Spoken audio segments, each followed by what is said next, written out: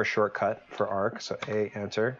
That opens up our arc dialog. By default, what it's asking for is your start point. Again, we've always got options in here, but let's talk about start points first.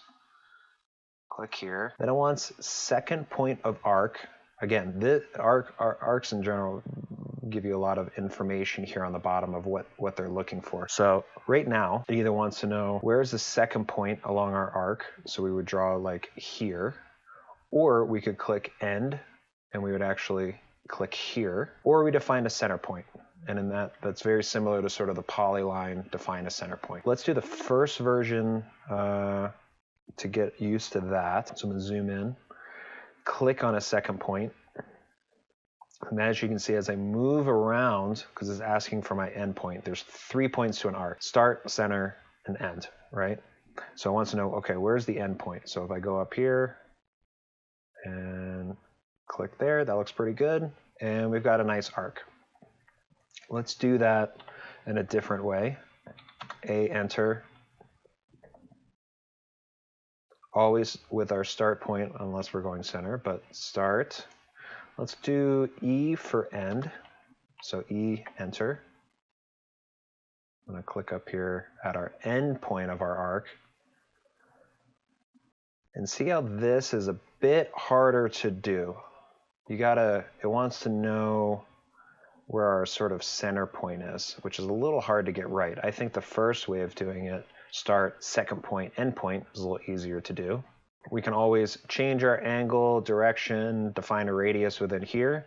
But like I said, I find this to be a much harder way of drawing arcs, so I don't really ever draw this way. So I would suggest you do the same. So I'm going to escape, and we're actually going to stop that one. Just like circles, if you do go to your dropdown for your arc, these visual illustrations kind of give you a better idea of the different type of arc that you're drawing. So that first one is the 3 point, which again, I think you should stick with the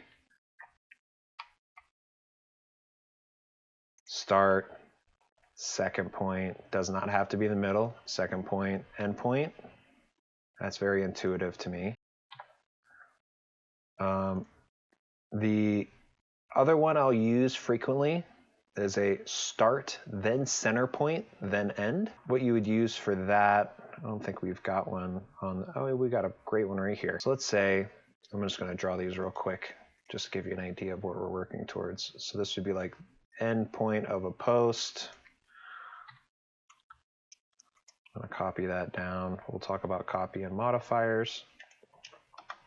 And I'm going to do a little rectangle from our midpoint to an endpoint. I know that this is the door. And this is going to eventually be a symbol. We'll talk about graphic standards for some things as we go forward. But this is a representation of a gate and the direction that it opens. So I'm just going to do rotate. We'll touch on that in modifiers. Rotate it about over here. Let's make a quick layer called L door swing. That's not the best naming, but we'll talk about layer naming standards a little later. And I'm going to do red because I want it to be thin.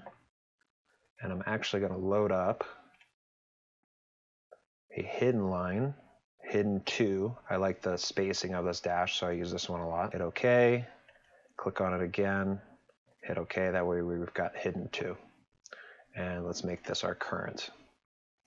So I want to make this arc. There's a bunch of ways I could do it. I could draw a circle and then trim off the edges. I could get really technical with trying to get my arc and assuming that the swing is correct.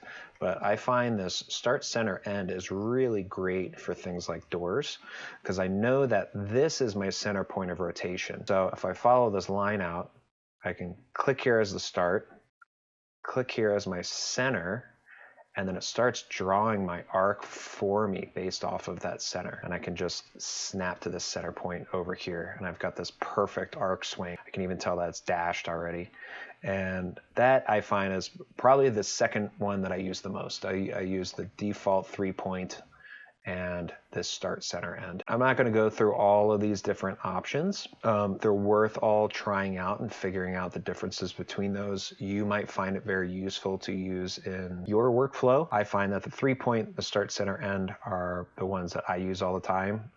So that's why I showed you those, but it's worth exploring these and see which ones are useful for you.